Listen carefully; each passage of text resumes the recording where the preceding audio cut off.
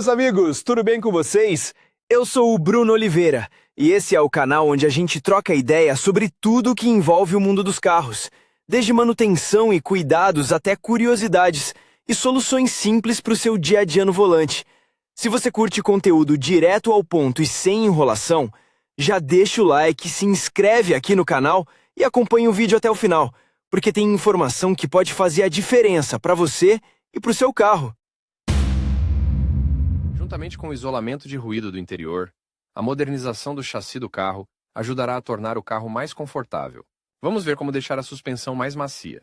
O que afeta as características de direção? Fatores que determinam as características de direção do carro: rigidez e design das molas, amortecedores, tamanho do pneu e composição da borracha, a proporção das massas não suspensas e suspensas. Não levamos em conta a elasticidade da borracha dos blocos silenciosos, porque o proprietário raramente tem a oportunidade de avaliar a diferença entre os fabricantes de produtos de borracha. Além disso, a principal diferença costuma ser a vida útil dos blocos silenciosos. É extremamente difícil notar a diferença no desempenho de direção dependendo do fabricante dos blocos silenciosos. A transição para os blocos silenciosos de poliuretano será impressionante. Esse tipo de suspensão foi projetado para direção esportiva e condições operacionais adversas. Se houver produtos de poliuretano instalados em seu carro, a mudança para blocos silenciosos de borracha comum deixará o carro mais macio. Antes de começar a ajustar o chassi, faça um diagnóstico abrangente de todos os elementos da suspensão. Talvez uma reação muito forte e barulhenta aos solavancos seja um mau funcionamento de algum nó, e não uma falha de projeto. Um efeito semelhante é observado ao dirigir com pneus com excesso de pressão, molas. A elasticidade das molas e a quantidade de força necessária para a compressão dependem não apenas da espessura das bobinas, mas também da liga da qual os elementos elásticos são feitos. Como é extremamente difícil para um comprador comum conhecer as características do metal, é possível se concentrar na espessura da bobina, regularidades que afetam as características de acionamento da máquina. Design da mola. As molas com espessura de bobina variável são reconhecidas como as molas mais confortáveis. Essas molas têm a chamada bobina de conforto. Quanto mais rígida for a mola, mais vibrações serão transmitidas à carroceria do carro. Quanto mais espessa for a bobina, mais rígida será a mola. A suspensão macia e as molas rígidas são absolutamente incompatíveis. O comprimento da mola afeta o curso de compressão da suspensão. Quanto menor for o curso da suspensão, menor será a distância até a quebra do amortecedor. Ocorre quando o amortecedor, ao passar por um solavanco, atinge sua posição extrema. Nesse ponto, ele atinge o para-choque. Um comprimento menor da mola leva a um curso menor da suspensão, o que deve ser levado em consideração ao instalar molas esportivas, especialmente ao cortar as bobinas. É por isso que é importante manter um equilíbrio entre a rigidez da bobina e o comprimento da mola. Também é importante a rigidez do material no qual a mola se apoia. Se uma almofada de borracha densa for colocada sob o elemento elástico, a quantidade de vibrações transmitidas ao corpo será reduzida. Se desejar, você pode calcular todos os parâmetros das molas e depois fabricá-las sob encomenda.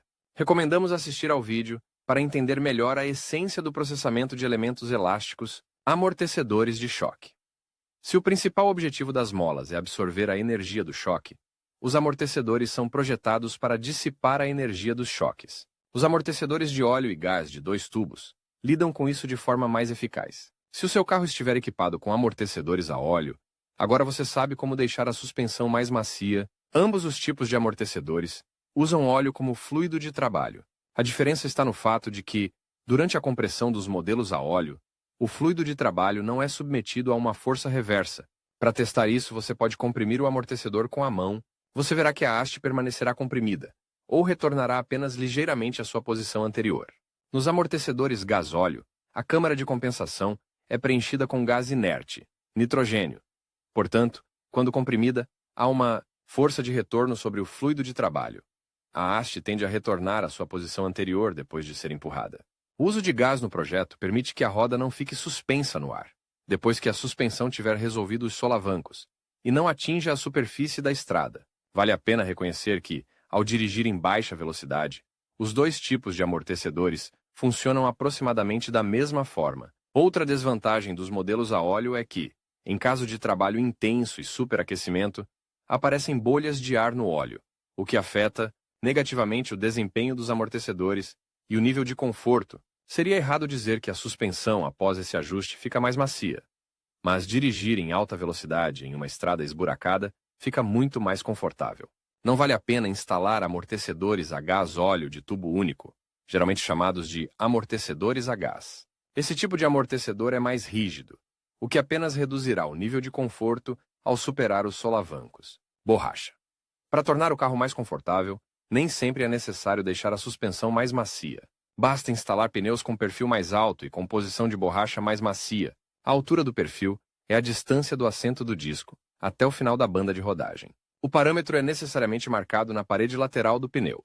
Considere a marcação 170-70-R13, em que 70 é a proporção percentual que determina a altura do perfil. Em nosso caso, a altura é 70% de 170, largura do perfil, e equivale a 123 mm. Como os parâmetros do perfil do pneu afetam o manuseio e o conforto. Quanto mais alto for o perfil, maior será o conforto. Uma grande camada de borracha atua como um elemento de amortecimento adicional para absorver o impacto principal ao dirigir sobre lombadas. A suspensão em combinação com esses pneus é mais macia, mas o manuseio é prejudicado. Um perfil mais largo, na maioria dos casos, significa uma área de contato maior. Portanto, os pneus largos têm menos probabilidade de cair em pequenos solavancos, o que aumenta o conforto. Se o pneu for estendido em excesso, uma área de contato grande gera um ruído estridente no trânsito.